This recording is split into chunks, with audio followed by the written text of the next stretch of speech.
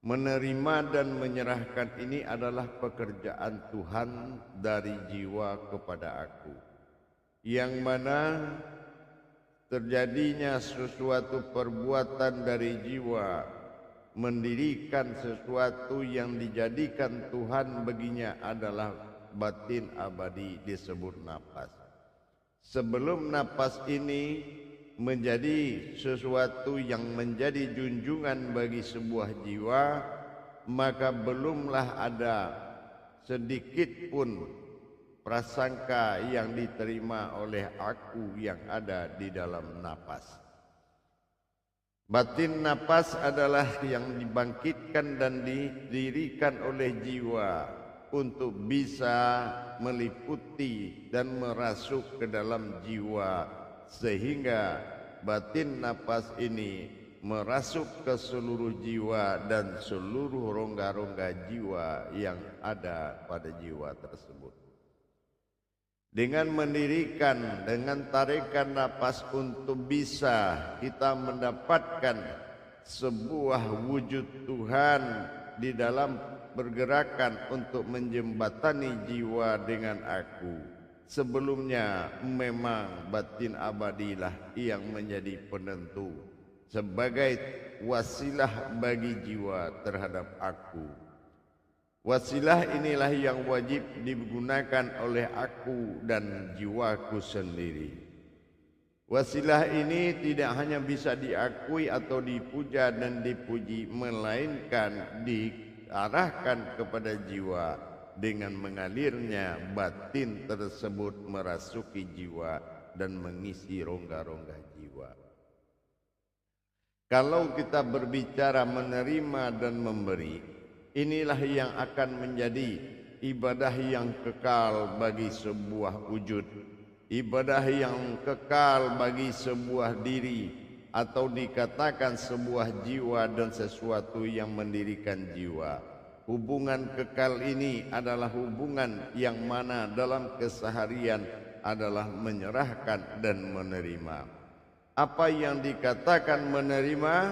Sebuah jiwa dalam menentukan sebuah perbuatan, menyerahkan jiwanya kepada yang di dalam napas, dan napas memberikan suatu kemampuan sebuah batin abadi kepada jiwa untuk mendapatkan tujuan wujud yang dituju, yaitu aku yang ada di dalam napas. Pertemuan ini ditujukan adalah dari jiwa terhadap aku sehingga menjadi jiwaku. Mendapatkan suatu perjalanan ini adalah memahami adalah sebuah titik yang ada di antara aku dan jiwaku. Titik yang disebut adalah sebuah titik kosong, di mana titik kosong adalah peraduan aku dengan jiwaku.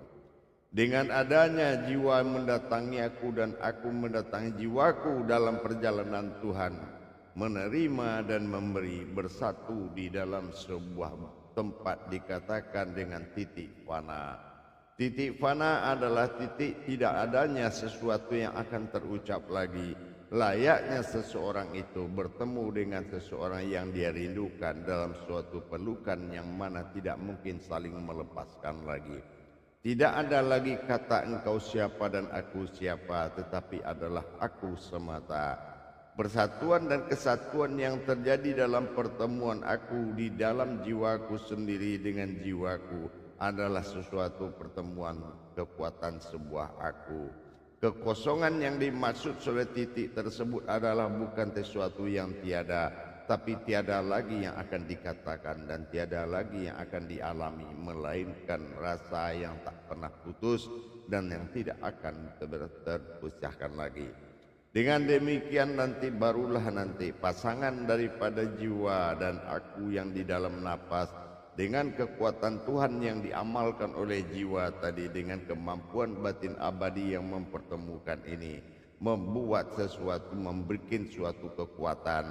Kekuatan ini adalah suatu zahir bagi sebuah mahabbah yang dikatakan sesuatu yang zahir. Mahabbah dalam wujud iman disebut Rahmanir Rahim, yaitu kasih dan sayang telah berwujud dan zahir. selalu dalam ingatan kepadaku. Zahir adalah zikir bagiku yang berzikir kepada aku. Kenapa aku zikirkan, aku zahirkan daripada wujud mahabbahku? Karena aku tidak mau kehilangan dari wujud tersebut. Dengan demikian menyatulah nanti yang mana jiwaku ada di dalam ragaku sendiri yang akan menjadi raga bagiku. Pertemuan inilah yang akan diberikan menyerah dan menerima.